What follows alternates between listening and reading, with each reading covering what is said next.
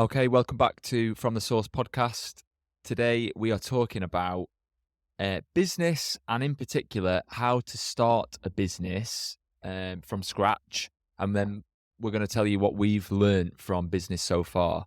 So, if you don't know already, we both have full-time jobs, but we also have side hustle businesses that we've started over the past few years, and then we're basically going to go through how to start a business pretty much. I mean, this is quite appropriate as last week, a girl I went to uni with, who was a teacher, messaged me and said, like, I want to start a tutoring business and I don't know what to do. Like, I'd have no idea what to do. So I thought, well, you must know like the basics of social media, and you must know that like there's websites where you can build a website, but she didn't have a clue. So I guess it's a good place to start is, how did you start your business when you had the idea? What was the first thing that you did? Research I did straight out of the gate. I'm more like research kind of data type driven, so researched competitors, like what the market was like, researched if kind of my idea was already out there, and if it was, can I tweak it a little bit to make it better for me? So did a shitload of research, created like a Microsoft like Word document that I've still got now, and then just built the idea from there. Then got the social media handles or close to it as I could, and then tried to just build up something from there. And then once that was going, I kind of went down the buying a domain for the website. That was probably the next one.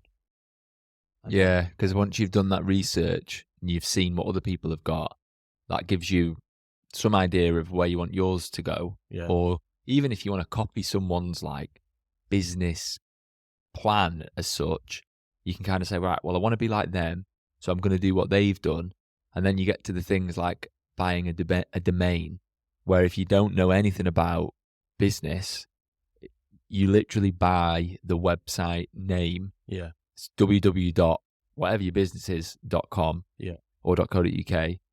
And then once you've got that, you can literally start trading, or, you can start doing the actual business stuff, because you've got a hub of where people can go to find you. I basically got the domain. I didn't set the website up. I got the domain. So when I was emailing people, my email was like sam@whateverthedomain was.com. So I wanted it to look more professional rather than like at hotmail.com. Yeah. That's what I purely did it for. And then once I'd got all that, it was like, right, now what do I do? I mean, mine all just came from my own like research on what to do next.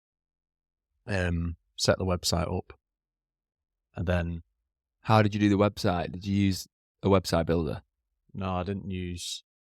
I tried a website builder, and then for what I needed the website to do, the website builders just weren't. Yeah, they're very like, basic, aren't they? They were like more if I wanted a bloggy type website or very simple information based website. So that didn't work. So I went on Fiverr.com. Oh yeah, which was like the freelancer marketplace for absolutely everything. I couldn't recommend that enough for like a quick, cheap way of doing things. But you get a lot of Indian and Pakistan people that just try and sell you the earth. Yeah.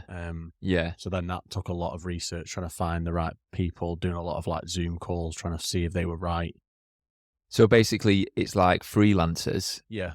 That can do what you can't do, and you then pay them to do the job, so that you could pay someone to build your website. Yeah. Basically, or you could get them to do your content, or they get them to build you like flyers or graphics. I tried to get someone to make me a logo, but then I got into the not scammy people, but like I asked for a logo and then someone sent me back like, this is going to be like £1,000, and I was like, I wanted like 20 quid, I just did my logo on was it like Adobe, one of the Adobe ones. Yeah. But then that was shit. I did a free trial.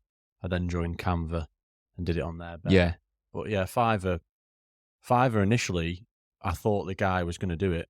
And then it never worked out. He just, I couldn't ever get hold of him. Yeah. The only good thing about doing it over Fiverr is that the Fiverr protect your money. So if the guy, They hold it. you think the guy's scamming you, they hold it and you can get it back. And obviously the guy's not going to be happy, but that's kind of how I did it securely, because I didn't want to go down the website companies, because I did it for like quotes and they were like 17 grand for a website. Yeah, ridiculous. So you want to obviously keep it as cheap as possible when you first start. Yeah, I used Squarespace for mine, which is good because mine was like a bloggy type website where I wanted customers or parents to go on my website, read a lot of stuff, and then basically just decide whether they wanted to me or my tutors to tutor their child, and then there's just a contact form. So mine was quite easy. Yeah. And that was like a subscription per month. You just drag and drop, fill in the holes on the website, and then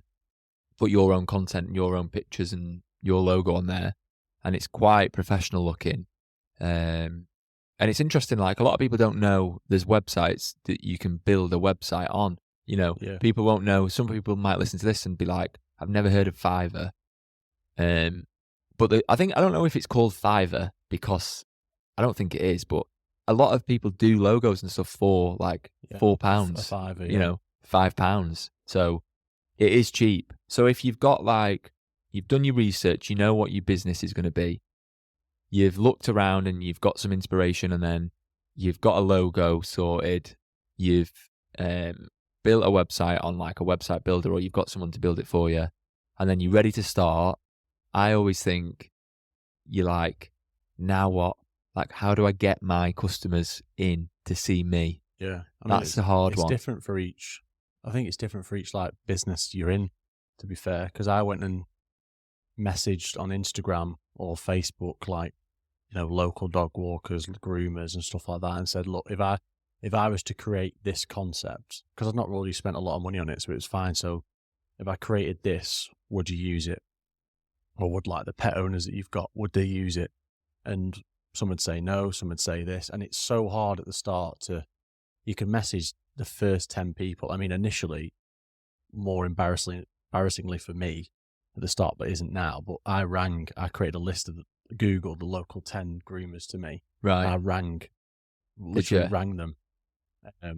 They picked up the phone. I remember this one woman, I'm not going to name and shame the business, but she answered the phone and she was initially fine. And then I said what I wanted to do, and she just like went into a different person, started giving me shit, saying like, it'll never work. I've been doing this for 25 years. People have tried this before. People have spoke to me. I'd rather, you should just give up and stuff like that. And at the time, you've got this such fresh idea, and this woman's just shat on it. And I was like, fuck, probably won't work then. Yeah. I genuinely did think like, well, what's the point? That's I was crazy. so interested and so like, I wanted to do it. And she just killed the idea. And I'll always It's remember mad that, isn't it, when people like hate the idea of change or something new. And there's a lot of people in the world that instantly say no, or instantly are negative towards something new, because they've never seen it before, or they're scared of change. And I was selling it to them like it was crazy, and it still is, that dog businesses still want to write their bookings down via paper, like on a paper diary. And obviously we're younger, we were coming from like more of a technology base. And I was like, if you lose that diary, you're knackered. Yeah. You don't know where anything is. So I was basically saying like, literally for £5 or £10 a month, it can all be stored in like the cloud, if you will. And all your bookings are there. Yeah. It's so simple. Yeah. If you lose them. And that's something that we all will, you know, like younger people will have, whether it's like your haircuts, you know, like the amount of barbers now or hair salons that just have an online booking system. Booksy, yeah, that's what I use. Yeah. And then it's weird that in maybe some industries, why do you think that is then? Why do you think like dog groomers were a bit like, no? I think like not just dog groomers, like dog services in general. I think a lot of the people that are there own these businesses are quite old. Yeah. Like, you know, 40s and above. And stuff. Like that woman told me, I've done it for 20 years.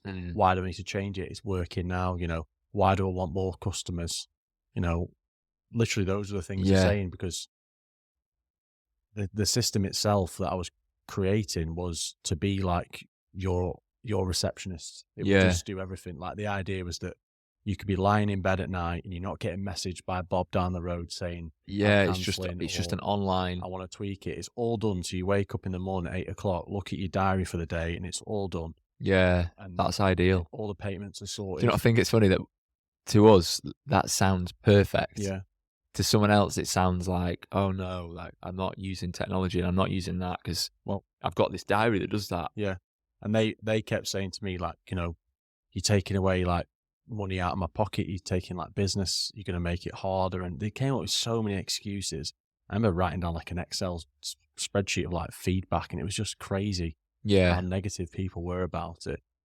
Uh, I Weird. watched, watched the Spotify documentary, but it's like a have you watched it on No, Netflix? no. It's about how Spotify started, and it's like a documentary because it's based on real life, but it's like actors, I don't Right. reenactment or Yeah. I don't know what they call it. Anyway, basically when Spotify started, it was the exact same thing. All the people in the music industry and artists were like, "Why would we have a middle person, like a middle streaming service where you play our music and you do it to customers for free?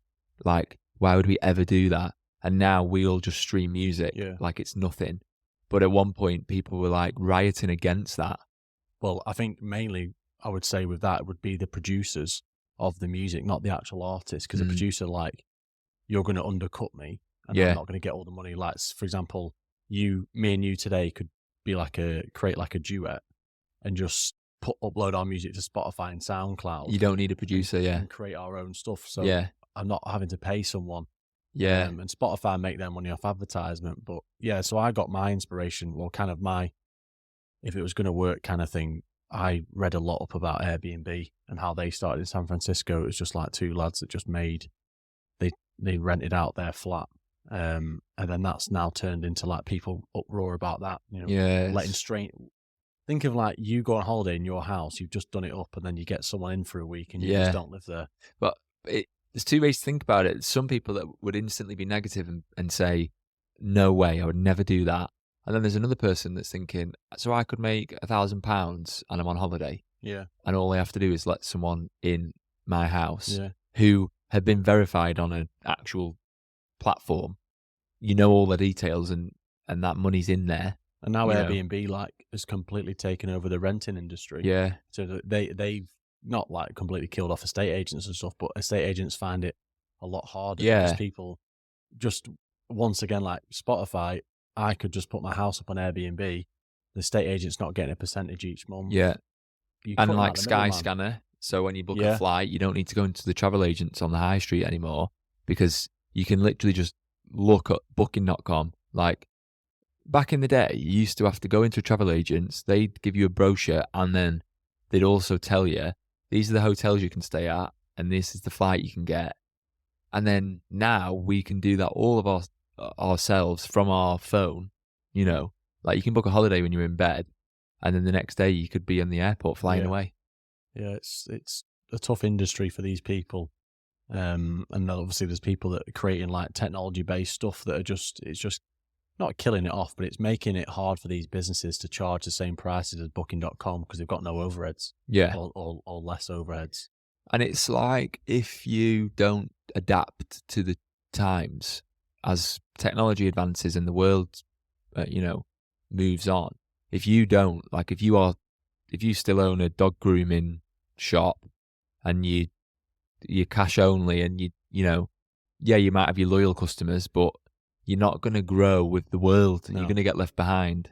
And I was coming at it to them as well. Like, it's more scalable if you as the owner could then step back and you could have like 4 salons, which you as the owner oversee via an app on the Mm. website. You can see who's making money, who's getting the bookings, and you don't really need to move. You Yeah. don't have to go in and check the diary. You could go on holiday and stuff like that. It was easier for people. I mean, you made me actually just think about Blockbuster. Oh Remember yeah, Blockbuster? that's crazy. Netflix wanted to buy Blockbuster. Yeah. Blockbuster said no. Did they? They said obviously the DVD industry is still going to thrive. Netflix was created And then I think it was like 3 or 4 years later, Blockbuster went bust. Yeah, that's so And sad. And, you know, Do you remember that? Like, you used to go and rent a DVD, and then you take it back like 3 days later. yeah, and if you didn't, you got fined. And now you just have Netflix, where it's instant. Like, it's just instant, whatever you want. Yeah. And there's them dodgy, like, Amazon Fire Stick, like, dodgy Dave will give you a, you know, whatever it is. Yeah. Like, what they call, like, the dodgy box. Yeah. And you've got, like, any sport, any pay-per-view, any movie, you know, all at the click of a button. Yeah. And it's just crazy now that exists. But, like, 10 years ago, I don't know, maybe longer or less, Blockbuster was a thing. Yeah. And that's just kind of like, you know, what I was trying to do with like my idea that you could develop with yours is just someone has a core idea. Someone created a telly, for example, but someone then had the balls to tweak it a little bit and make them thinner or faster or whatever. And that's all everyone's doing. You can't really create many things new anymore. No. It's just, how do I tweak it? Because clearly that I found, you know, it obviously takes a lot of money, but clearly found that the pet industry was like miles behind. I'm talking like 20, 25 years in the past. Yeah. And it just takes someone to come along and just tweak it a little bit for people to go, that's actually what I would do. Like, say like a 25-year-old dog walker, why would they make a paper diary? Like, they've had a phone all their life. It's you're not instantly going to go to technology, and that's where I'm hoping. It's just like I'm sat there going, hello. Yeah. You know? And that's what is frustrating at times when you start a new business or you start an idea or a little side hustle, is that you've got something that you know is really good. Yeah. And you're trying to tell the world what you've got, and people don't always want to hear it. But we've said it like a million times on here already, is that the consistency of, you know, like, you post them like content on your socials like every day. There's something going out near enough every day. And it's like, you know, that woman in that salon, the dog groomer's salon, whatever it's called. Is it a salon for dogs? Yeah, they call it a grooming salon. Yeah. Wasn't asked about your idea, but you know you were, so you're going to keep going. Yeah. And I see loads of people start things, and on Facebook or Instagram, I'm starting a new, you know, business, everyone follow, and then everyone follows it, and then like 2 weeks later they give up. Yeah. Because they weren't making instant money. Yeah. And you're never going to make instant money. Yeah. God, you have to really grind. You have to do the opposite, to be honest. You have to actually spend money and put your income into the business for longer than you think. I mean, in most cases, it's a fair few years before you make any money. Yeah, you got to keep banging the drum that literally no one is listening to. Like, I have stood there at Crufts in front of like business owners and bang the drum, and you know, they've not been asked. And it's kind of like one of the main questions they'd ask is like, have you got anyone else signed up? And you'd go, yeah, I've got a few. How many? Well, you know, like say 40. Oh, well, that's not a lot. Yeah. So everyone will sign up once everyone else has signed up. Yeah, that's and such it's so, and you sitting there thinking, so you actually think this idea is good, but you will not sign up until someone else signs up. Yeah. And then you come away from it. I came away from it thinking, right, so how do I encourage people to sign up without spending money? Yeah. And that, it's hard. because people want shit for free. We did loads of stuff at Crust for free. Yeah. Like goodie bags. We did like, we teamed up with like Tails.com for like treats and fucking poo bags and like leaflets and you name it. It was in these bags, and people would go, are they free? Yeah, I'll have one. And they'd go, yeah, sure. And then as you're walking over to speak to them about it, they're off. Yeah, that's, and it's hard being in that limbo stage of you're not making much money or you're not making any money, but you're trying to get your word out to people like, this is really good. Yeah. And then people don't want to know about it until it gets really successful. Like when you see anything on the news or social media and it's like, nobody wanted to know until everybody knows. Yeah. I was just thinking then, like, when we're filming this, Hardest Geezer just finished that run, and like, that pissed me off, that. Everyone was jumping on it, pissed which me is off. amazing because like they're into it now. But it's like, because everyone sees everyone posting it, they're like, I should probably post, well done to Russ for finishing, which is good. But also at the same time, it's like, you're only doing it now because everyone's doing it. Yeah. Honestly, I followed Hardest Geezer, and I remember when I clicked on his profile, and you were following him, and someone else I followed. Yeah. That was it. Yeah. Honestly, when I When he followed him, first started, yeah, I don't know how many followers he had, but it was literally like, I think it was probably about 150,000 followers. I went to him, yeah, maybe around that, no more than 200. I want to say like 180 actually. yeah, And then he put that final video up, and we've been like sharing stuff on our stories, just like he's never going to reshare it, but like yeah. Just to say, like, on, like every credit for crazy doing shit. that. Yeah, Yeah. people would like my story and stuff like that. And then now he put that video up.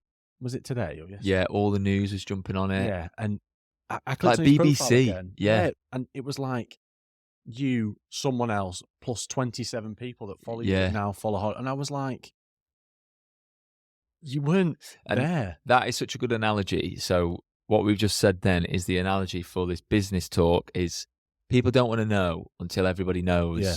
And everybody likes it, and then everyone will jump on it. It's like, you could say it with this podcast.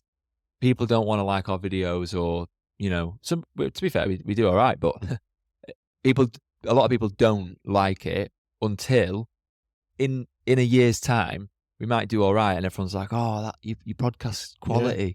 Same with business, oh, I love what you're doing on Instagram with the tutoring stuff. Like, a lot of people didn't say that when I first did it, and I had 0 followers. And then when I see people now, they're like, oh, it does really well, that, doesn't it? Yeah. And like, I still think it now, and I thought at the start, and it's kind of like, I think you've just got to go in your own lane with your own business and just put your head down and ignore, like, and that goes for like family, friends, everything. Like, my mum and dad weren't like mad keen on it at the start. It's like, well, stick to your 9-to-5 job and all that, like, safe and all that. Like, I said, no, it's weird. You like feel something different about it. Yeah. Like, my 9-to-5 pays my bills, but it's not what it doesn't. I don't enjoy it. I can't sit in a dark room for 5 hours with my 9-to-5 job. Yeah. It's weird. And you either have that, like that feeling you just said, you either have that or you don't have it. Maybe you'll develop it, one day, but I feel like I speak to some of my friends or family or, whoever, and some people have this desire to start something, create something, or, go off on their own business and create something in the world. And then other people are like, I'm quite happy, turning up, doing what I'm told, and then leaving. And then that's my bit of life, like that weekend, which is, both options are fine.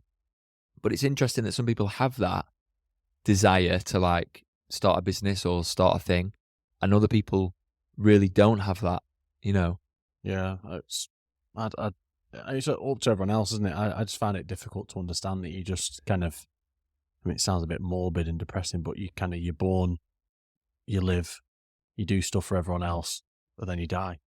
Yeah, yeah. That's it. Yeah. Like, I wanted to, maybe the pet stuff doesn't work, maybe your tutoring doesn't work. Yeah. But like, kind of, you're doing like, those don't work. a bit but of this, maybe bit of that has kind of brought us enough skills to do this podcast, and maybe the podcast doesn't.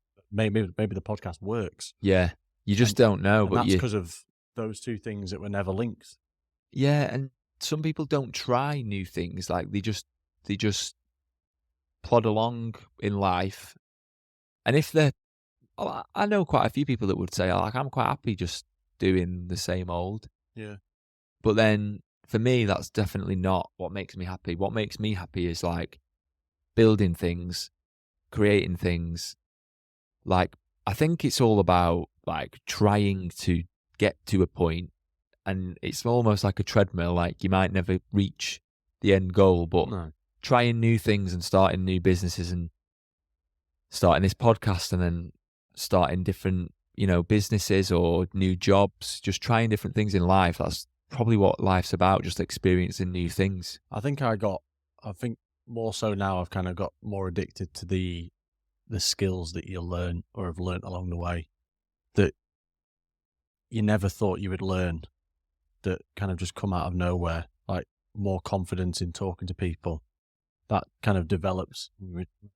Standing at work one time, you think, shit, I never used to be able to like be so comfortable in talking in front of loads of people, but now I've just walked in and everyone's looking at me and I'm all right with it now. Yeah. Or you just, if you've got your own business and stuff, it's a lot of just putting yourself out there and just, you initially, it's going to be embarrassing. Yeah. I've got this really good idea, going like super passionate, more like a salesperson. They just go, I'm all right, mate, don't want it. And then it's like thinking on the spot going, but maybe I've not told it right. Right, we'll just do it that Yeah. way. And then it's it's loads of things. Yeah. You know, when I started making videos for my tutoring page, I was so nervous and I didn't do it for ages. And then one day in the house, everyone went out and it was just me. And I'd tried to do it before, but I was too nervous for even, like my family or Beth or my friends to hear me talking to the camera. So one day everyone was out and I was like, this is it. I'm just going to do it. And I set my camera up and I had this really good idea for a piece of content. And I just did it. And I saved it on my phone for ages, for like another month or so before I had the balls to post it. And then as soon as I posted it, obviously a few people like shared it and liked it. And then once I did that first one, the next one felt like, all right, well, everyone's seen me now look like an idiot. So I'm just going to do another one now. You're just an idiot. Yeah. That's and then now it's like second nature to just, you can talk at the camera. I mean, when we first did this podcast, it's another example. I was a bit nervous and like, you'd probably stumble on your words or you didn't know for sure what people were going to think. And then it's weird. Now we just post it every day. It's weird talking to you. I was getting weirded out at the start. It was weird talking to you and it kind of felt more fixed than it was, but then it is just a chat. Yeah, because the camera's there. Yeah. You kind of feel under pressure to say like, what are them quotes again that I can say? But really now we're just comfortable having a chat. Yeah. Like we come in and we set up and we're just having a chat and then the camera goes on and we're like, right, it's live and we're on and we're recording and we just talk the same as we did, but we've just got to talk into a mic. And it's like, now that's second nature. It's strange.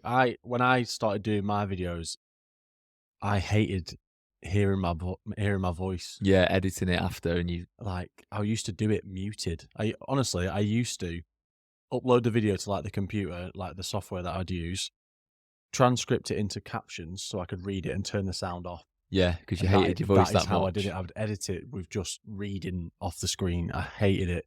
And then when I uploaded it, obviously it's live, and then odd people would like it. And I think, oh, well, obviously they're not annoyed by my voice. Yeah.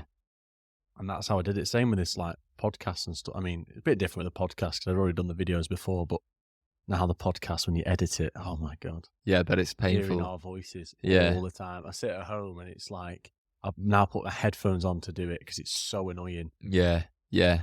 I know exactly what, obviously we know, but I know exactly what's coming after like 10 minutes in. Yeah. Because we were there. Yeah, exactly. I'd rather we just did it now, sent it to someone. They could do it for us. And then we just never heard of it again. Yeah, that'd be the dream. You create these little, I've just found it weird when I first kind of launched the business because I had like these, you have all these fears at the start, like it's not going to work, it's not, and then you do that next step and it's live and it's on a social media account and then you're like, shit, and then you create different fears. In a way I kind of like, I don't want to say like ashamed or, I don't know what the word is, but to explain my idea to people because I was scared of them going, oh, so how many followers you got or how many sounds you got? And you'd be embarrassed of what people would say. I've only got 9 followers and they're like, oh. Yeah. Do you know what I've started doing? So I've been in a couple of situations recently where people have said, what do you do? Like, what's your job? So my day job, I've got a job, right? It's not, I have my tutoring business and I have a day job. And I've always said my job is my day job here. Like I work at home for this online educational publishing company. And then people go, oh, all right, yeah, that's not good. Now I say, oh, I've got a tutoring business. And if they go down the route of asking me a bit about it, eventually I say, oh, I do that part-time, but I also have another job. And it's funny now that I'm confident enough to say, oh, I have a business, Whereas I used to say, like, I wouldn't mention that, I would Yeah. never mention a side business. Do you find the Do you find that I find the business harder to explain to people because you can't see it? Say it's like you owned a hairdresser's, for example. Like people can see if it's busy or not because they can see if people are in there. Yeah, But I struggle in terms of like people are like, well, people just don't understand how big it is or how small it is because it's yeah, just a website. I could just Google your website and I don't know how many visitors you've got. yeah, yeah, yeah. It's hard to explain to people, Yeah. and it's also, I guess that's what also is hard to explain to your customers, because I know, like, you can't always show people how many customers you've got. Like, I can't show all my kids that I tutor because some of them, I can't post them on social medias. No. So it's a bit like it does well, but I can't always show you that. And then also, all people see is like whatever I post, and that's whatever I post is only the stuff that I've got time to make, or the videos that I've got time to create. And then I don't know, like it's hard to explain an online business. Yeah. Because if you were selling shoes and I went in one day and you had no stock left, I'd be like, Yeah, shit, you've had a really good day. yeah, Whereas, like, if you said to me, oh, how many kids you tutored today? And you went 5, I'd be like, all right, like, I don't know. You could have just made it up. yeah, You could have just yeah, sold that to me to make you sound busier. So then I want to, yeah. You can't always see the evidence, and a lot of the time, your customers want to see that. Like, I'm thinking about clothing. A lot of the time, what makes me buy clothes is if something sells out really fast, and then and then it comes around again, and I'm like, oh, I've got to get it this yeah, time. yeah. That's a little marketing hack, but it does work. Yeah, it creates that demand that people feel like they're missing out, isn't it? With FOMO. So Yeah, people will do it, but I think, well, I still struggle with it now. But the businesses that have signed up, I've got like over 100 businesses signed up. But then, because it's more of a when you click on some parts of the website, when pet owners are searching, it's like a map based, so you can see where those people are. I can't remember off the top of my head, maybe I think like 25 businesses overall. So then it kind of fucks it for you when you're trying to get new people on because like, yeah, oh, you're telling me there's 100, but then there's only 25, yeah, and then I'm trying to explain. Then I don't want to lie to people, so I'm kind of honest. So I'm like, well, there's only 25 because the other 75, the actual sign up process which we're working on, there's too many buttons to click. It's too slow. That the yeah. And they flow's drop too off. slow. Yeah, and people get bored, so we're trying to change it. And then as soon as you say that, people just think, "Oh, website's shit." Like Yeah, it's it's hard being a one man team as well. Like, yeah, you that's know, it's hard knowing what I think. When I had ideas for starting a business, a lot of the time I didn't do it. It was because I just thought I didn't know enough.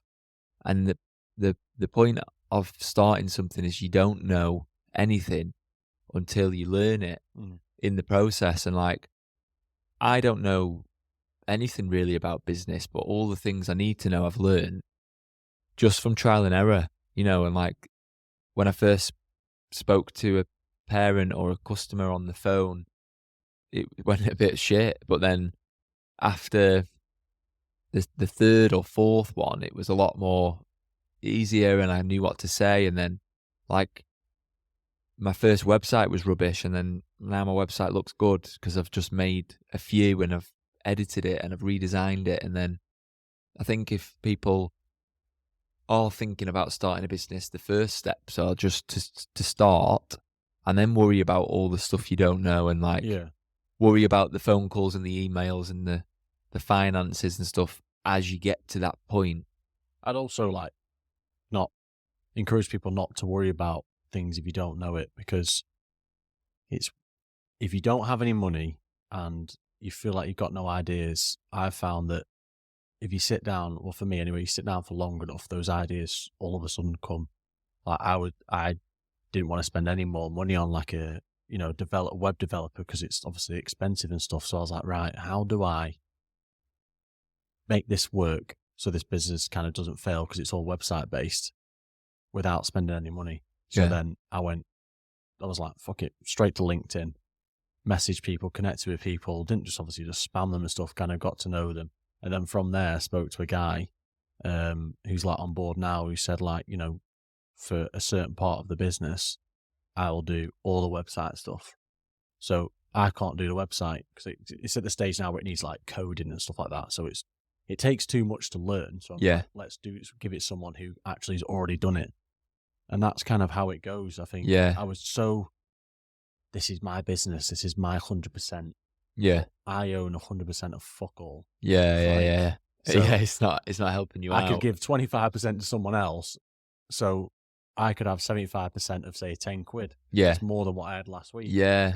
And that I think is hard because it's kind of like your baby. It's your idea. You're scared that someone's going to take the idea off you. And you want it all, like you want to do everything, and you want to make sure that if you are making profit, you're taking all of that profit for yourself. But it's like you need other people to help you in those areas. Elon Musk, I can't remember what percentage of Amazon he owns. Not Amazon. Tesla. Elon Musk. Tesla, yeah. He owns, but he doesn't even own as much as what you think. I don't even think it's even 20%. Yeah. But the guy's the world's richest guy. Yeah. Or man or person. And he doesn't even own all of it. So it shows that, I mean, imagine if he owned all of it. Yeah. It probably won't be as much.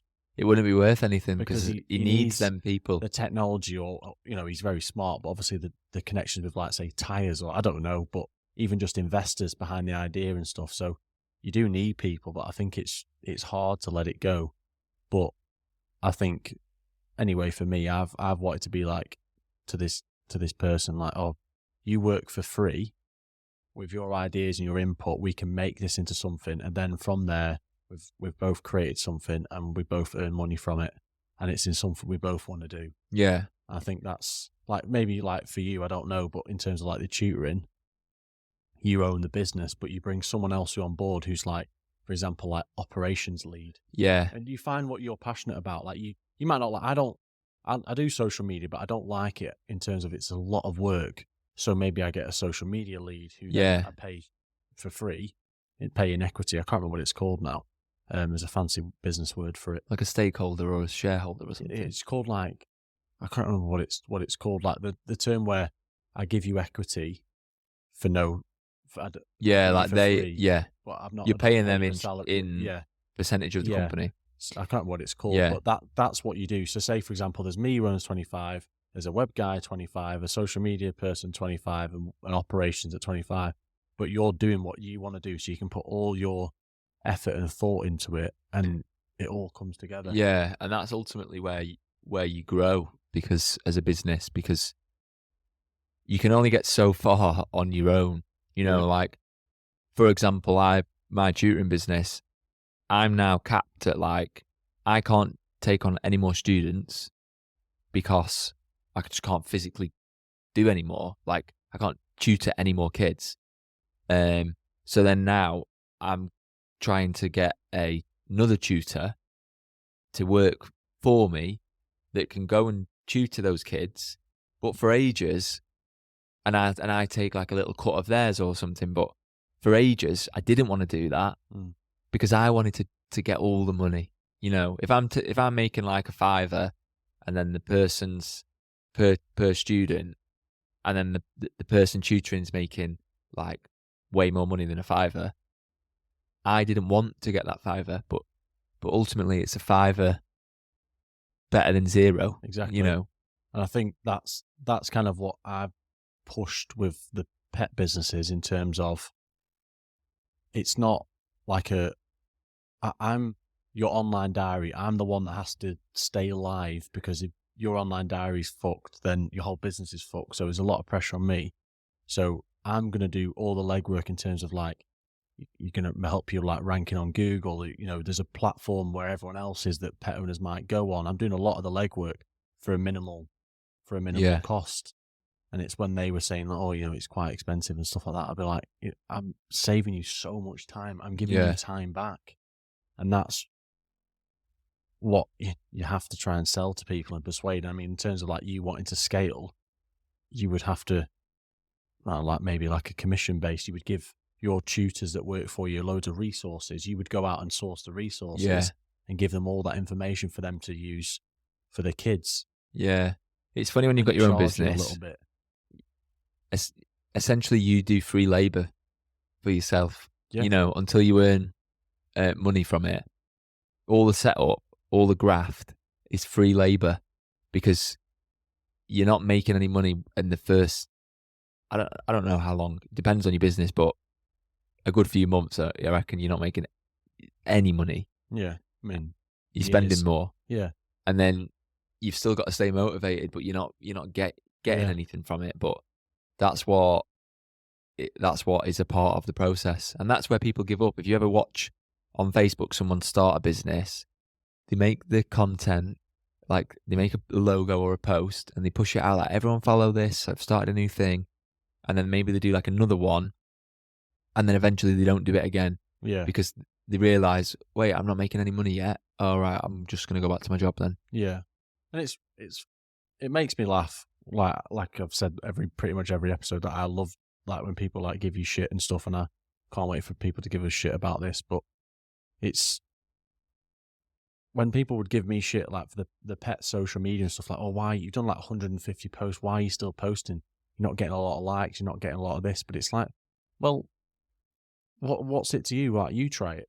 Yeah. Let's see if you could do 150 posts, like posting for like a year and getting fuck all back from it. Yeah. It is like demotivating, it is demoralizing, but I think you just got to find a way to pick yourself up.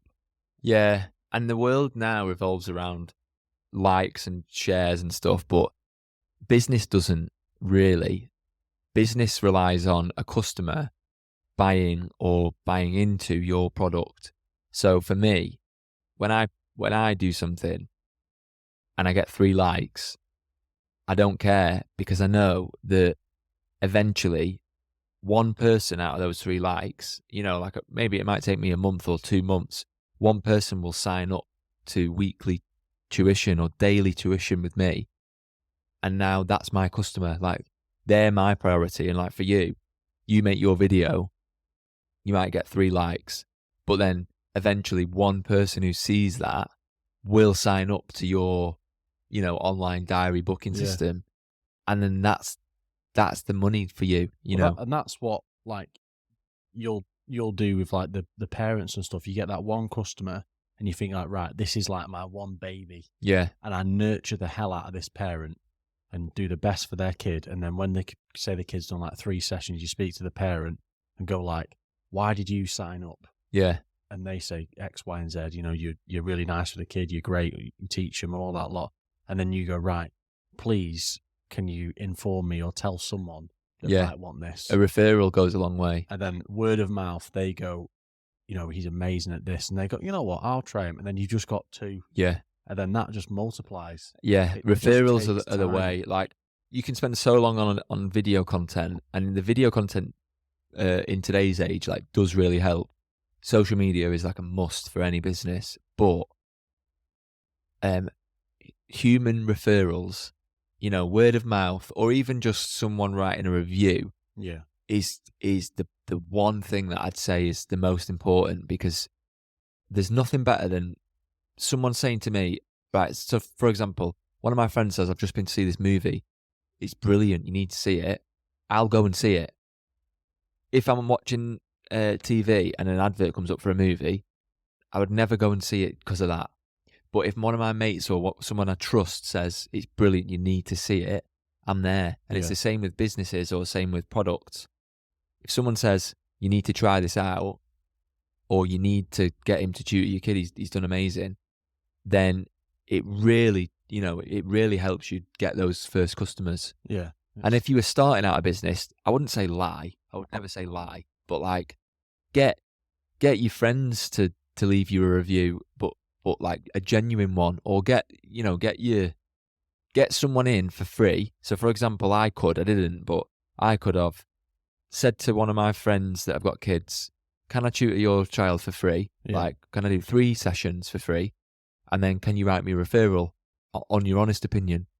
And obviously they're your mate, they'll leave you a good review, but you've got there your first referral.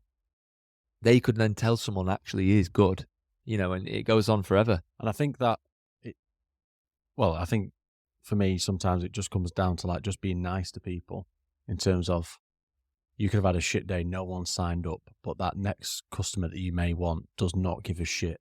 Yeah. And you've not got any customers. It's like, it's not a pity party. Don't sit there, feel sorry for yourself. Like, just pick yourself up, because that potentially could be the next customer, and you've just gone to them like, yeah, I'd sign up if you want, but Yeah, we've because not got a you're lot. down, you know. Yeah, like, just give your head a wobble. Like, let's just, you got to go again. Yeah. No one cares. But free trials are good. Like, we've tried free trials and stuff like that. You build them up a little, because obviously, like, it's all website for us, so it's hard it's trying to create that referral process, which is really difficult. Getting people even to just like share a post or share an email code and stuff like that is so difficult. Yeah. Obviously, doing that like face to face as well is so hard. But Yeah. it's just you don't know when you're going to be successful, so it's like that slow, very slow snowball effect. Yeah. And then once you get a few, you concentrate on your area, then you branch out a bit more and a bit more and a bit more, and then you'll look back and be like, "I remember that time." Yeah. Nearly give up. Life's funny. Like, you might think that nothing's going your way. Your business is failing. You're not, you've not worked things out properly. And then the next day, everything can change. Yeah. Like, at one point, I had 0 customers. And then at another point, I had 4. And I was like, how did I even get 4? And then the next month, you've got more. And with any business, you just don't know. And for some people, it might take a year or 2 to get to a point where you've got a customer, but putting in that graft is needed, because you never know what's going to happen. Exactly. And that's where I'm at with it now, is like, I can't remember off the top of my head, I think it's like 115 or 117 businesses signed up. So I look at it and I go, right, I've got 115 names, 115 mobile numbers, 115 email addresses. Those people, even if I think the website is shit at the minute, and I always think it's shit, I'm always like really self-critical, but that's 115 people that are interested. So how do I make that work? Do I call them? Do I email them? So you've got people that are interested that you just, for some reason, they did not want to take that next step. They did not think it was worthy enough to pay for. And that's the bit where you bang your head against the wall all the time.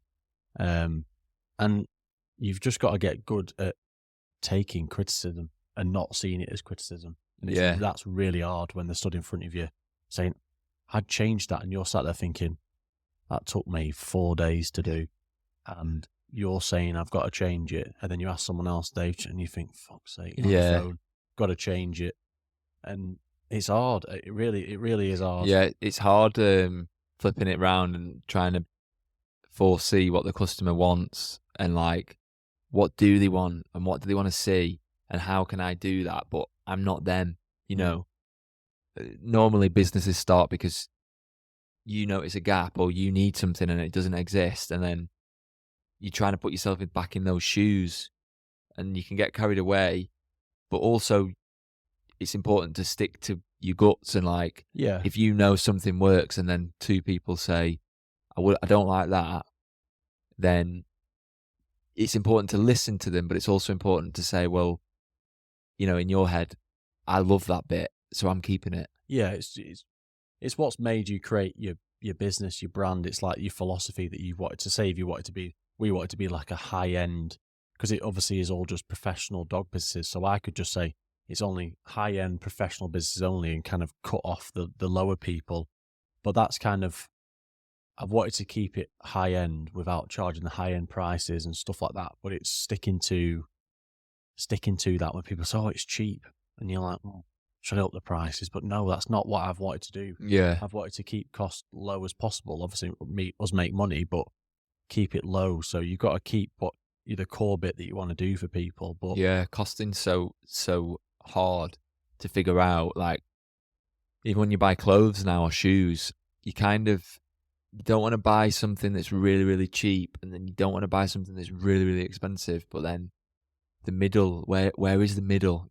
Should you be on the upper side of the middle or the lower side of the middle? Your middle's different to mine. And yeah. then so those businesses trying to create those products in that middle bit, it's really hard for them, because I might not buy shoes that you do because they're too expensive. So then it's like, well, what do companies then sell to me and stuff like that? And I'm not the only one. Yeah.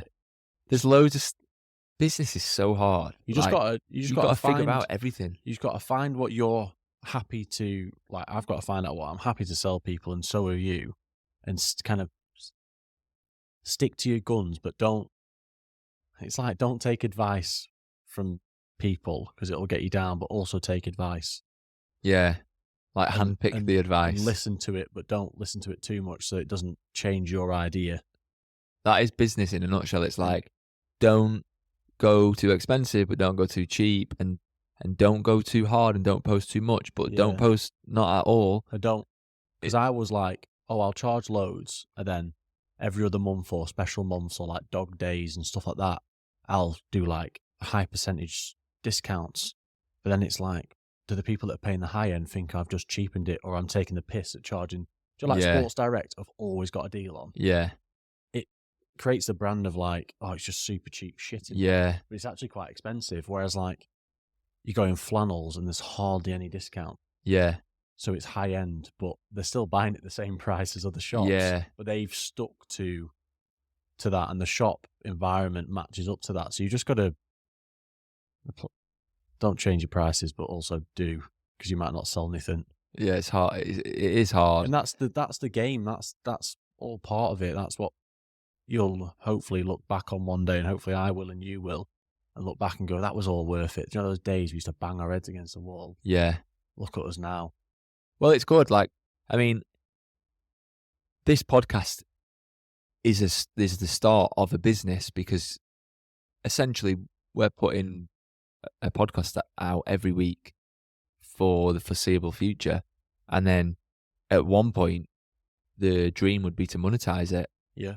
Or have a business where I don't know, it could be anything. It could be like giving talks, or, you guest appearances or something. I don't know.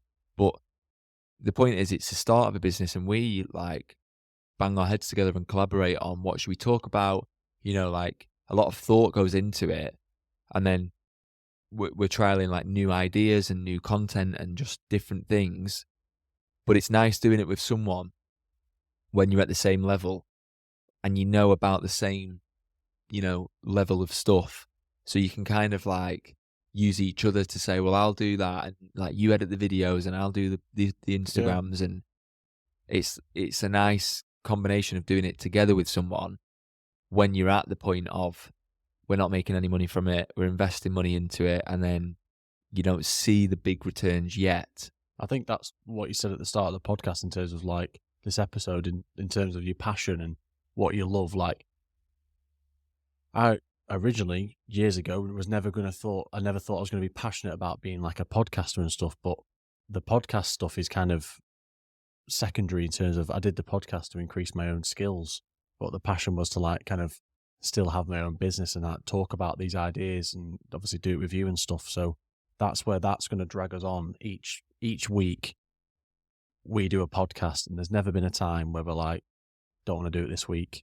Like, I want to talk about it. I like writing the ideas down. I like finding out the odd comments or listening to other podcasts and getting some ideas and going like, right, how do we make our podcast kind of the same, but tweak it a little bit to us and make it like us? Like, we don't do it. I don't know like many girl podcasts, but that's not what we wanted to do. So what in our niche would work? And that's just all part of it. And like you said, one day, hopefully it's a success, the podcast, or I don't know, say like me and you become like Ant and Dec. Yeah, imagine that. Stuff. But because of a podcast, we're then like TV presenters because of that. I mean, you just don't know. Yeah.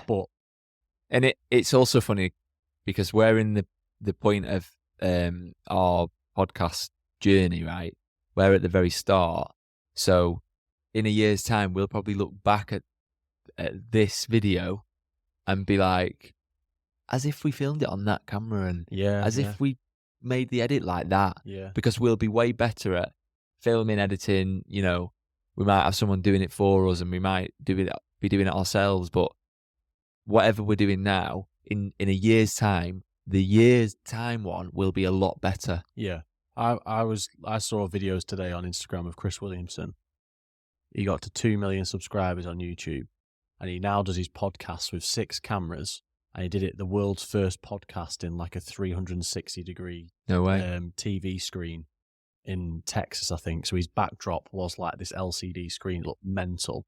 And he was like, I've got 2 million subscribers now. 7 years ago, I started my podcast with one Yeti mic hanging in the middle of the room. 7 years ago in a Newcastle apartment or something. No way. And now look at me now. And even that's like 7 years on with 2 million subscribers. He's been doing that since he was like, had 200,000 subscribers. Yeah. And it's not about, I think you can get, like we said, you can get caught up on the numbers and stuff like that. But do you enjoy doing it? Yes. Are we talking about stuff we're passionate about? Yes. Then just do it. I mean, these take what, an hour and a half Yeah. to do. Give even It's less. not much like output for us. It's you film it, you edit it, you cut it up, put it out, and then you do that repetitively. Yeah. And each week you try and do it a little bit better or a little bit different. And then like any business, you're just trying to be better than yesterday or last week. You know, if you're a cake salesperson, you're trying to sell more cakes than you did last week, or you're trying to make them nicer. Yeah. And you're just trying to get better. We're just doing that with views. If you have like a cake, you might do the icing a certain way, decorate it. We're just kind of putting a video out and kind of you're changing the caption color or where they're positioned until you find one that actually works better than the other one. Try that a bit. Yeah. It's all just trial and error. You're kind of moving up that pyramid until you get to the top, and then you go, right, we're running with this. Yeah. And that You works. find something that works really well. You kind of say, right, well, why did that work really well? And then let's try that again. And then it might work again and it might not. And then you go back to the drawing board. But it's nice. It's a nice process. I find a lot of the enjoyment of any business or this podcast. I find a lot of enjoyment of during the process of like thinking and creating, you know, like this is the best bit of the podcast is like filming it. All the stuff after is like, yeah, I enjoy it a little, you know, it's good, but the actual bit of doing it and thinking of the ideas and like, oh, should we do it like this? Those discussions, they're the bits that I enjoy the most. I want to be able to remember us doing this to whatever podcast episode it is where other people do it for us, because when that day comes, I hope, obviously, we won't lose the excitement of doing the podcast, but the excitement sometimes might be like buying some new mics. Yeah, like testing it out. Yeah, and you've got someone then who's writing the content for you, someone setting the cameras up, and you're just like, I just turn up now. You know, I'm not. Yeah, you could lose that. The same. Yeah. You know, like when you're a kid, you pick up, like, I picked up my old Game Boy a few days ago, and I was like, wow. Like, yeah. I'm just taken back straight away because I just enjoy it. Or do you remember the VHS videos? Yeah, and just doing and stuff then like that. If no one had rewound it at the end, you had to rewind it. Yeah. And you'd press rewind and you could like see it going back through the film, and then you'd be buzzing to watch it. But you can lose that enjoyment as things get better. I hope that would happen with like the YouTube we're putting out. I mean, I think it's like 14 subscribers at the minute, 14 more than we had when we first started. Like, amazing to everyone that subscribed. But I'd love to, like, say we got to like 10,000, look back on our first videos and just sit there for hours and just watch it from the start to what we look like now. That's what I mean. I think it's interesting.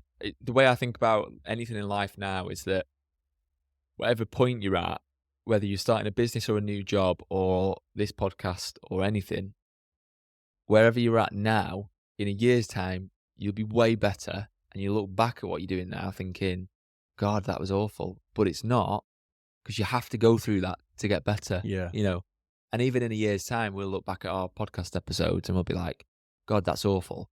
And then another year from then, we'll look back at that podcast and be like, that was awful. Yeah.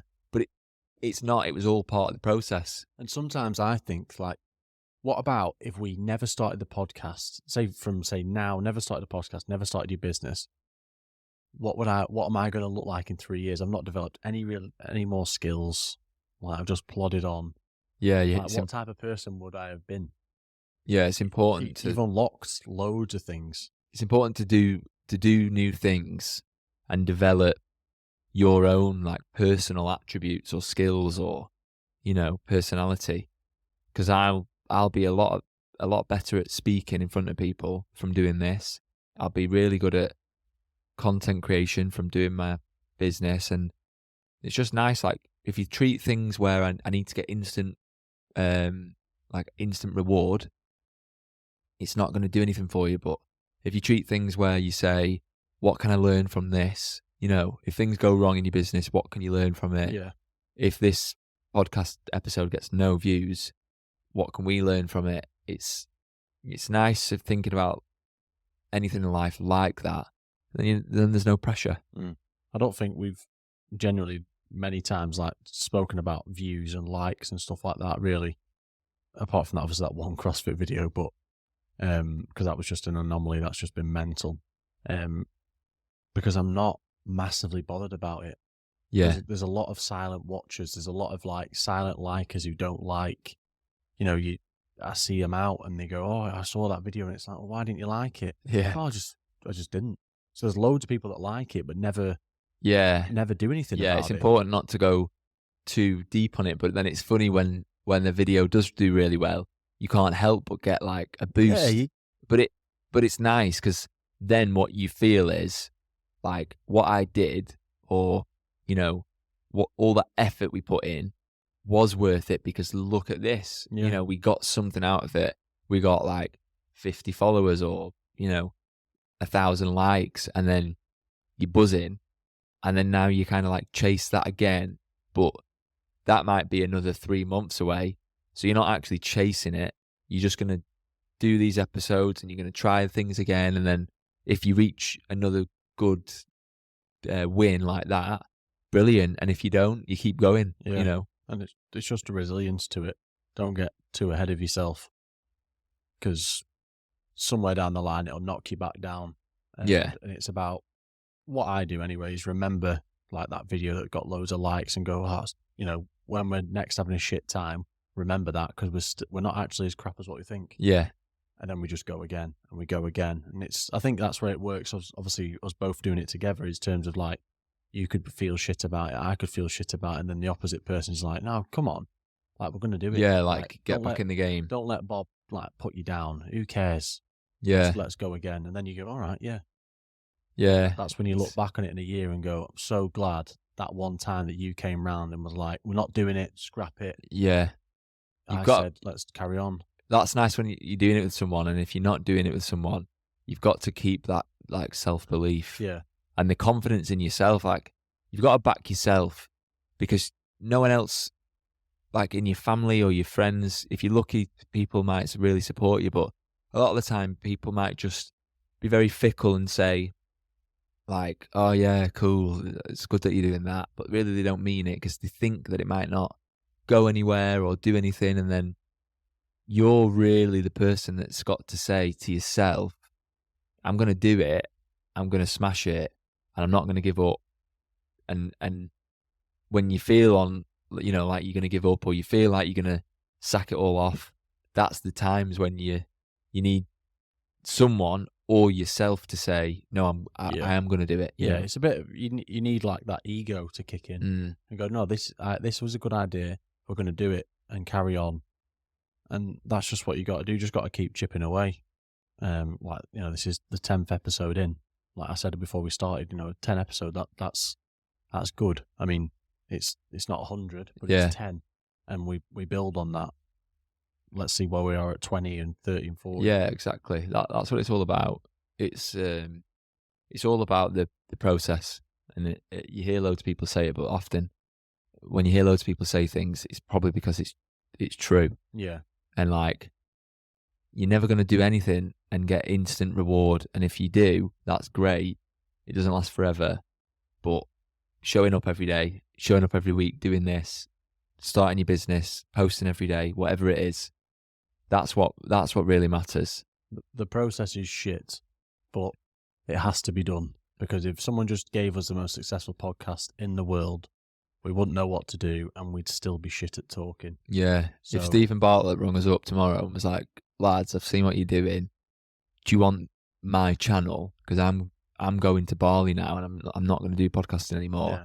and we said we would destroy that channel. Yeah, we'd tank it, absolutely tank it. It'd be nothing like that. But he's built that up as well, and Chris Williamson and everyone else, and Joe Rogan, they've built it up, and now they're super confident and they can just talk. Yeah. And you just need the process. The process is vital, but it's also very frustrating.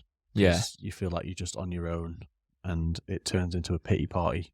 That's the thing about business. It is hard, but if you are thinking about starting a business, or you have started a business, and you're in that stage, then you need to keep going. You need to keep learning. Try and most of the time Google or YouTube what you're stuck on. You know, we were stuck on. We started a TikTok and then we got 0 views. We got like shadow banned, but we didn't get shadow banned. It wasn't putting anything out, and we Googled it, and basically we've just decided to like sack it off and we'll try it again. Yeah. But we could have done that and then said, oh my God, right, okay, if we're not getting any views on TikTok, let's just leave the podcast for a month and then we'll come back to it. Like, you just keep plowing through because it will pay off. So you just find excuses. That could have been an excuse. You don't know it. You know, Instagram goes down. That's what we get all our views on at the minute. You know, you want to sack it off, but then we maybe push more on YouTube. You just don't know. It's just there's always something. And I think, like I've said, it's weird. It just pops in my head, mine especially, and I'm just like, no, we maybe try this. yeah, Try that. try something Different new. ways. There's if it all fails, there's like different avenues we can go down with a podcast. But that's what it's about. It's about not throwing the towel in, basically. So future business owners, podcasters. also to us as business owners as well, don't just give a shit day. Don't sack it in. Yeah. Or like your kids. Yeah, like kids for example, fuck off. all my customers then, like the kids go to high school or they finish the GCSEs, they don't need me anymore. Back to 0 clients. Keep going. You did it once.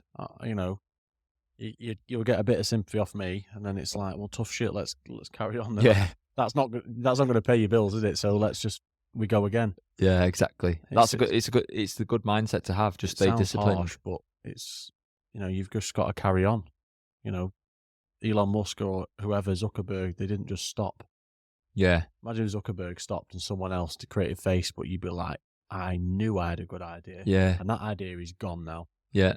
And you're knackered, but just keep chipping away, be resilient, and hopefully it'll work out, but you just don't know when. That's the annoying and exciting bit. Yeah, you're right there. It's annoying and exciting that you don't know when your time will come. But if you believe that your time's going to come and you're going to have a successful business or whatever, it will come because you'll make it happen. Mm. So if you are still here and you're not yet following or subscribing, please do. It helps us out and it helps the channel grow.